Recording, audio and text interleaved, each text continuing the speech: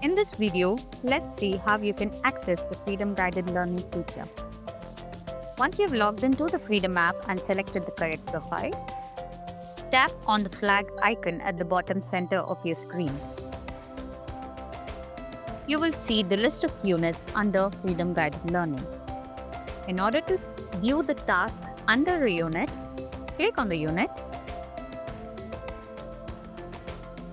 The tasks will be a combination of stories, activities, news, and quizzes. You can click on any task and follow the instructions to complete it. Once you've completed a task, it gets marked with a green completed tick. You have to complete all the tasks within the unit in order for the unit to be completed. Again, you can see the green tick against the unit. If your teacher has assigned the unit as homework, you could go to your assignment section and the unit will come up there. You can see Guided Part Unit 1 in this case. You can also complete it from here.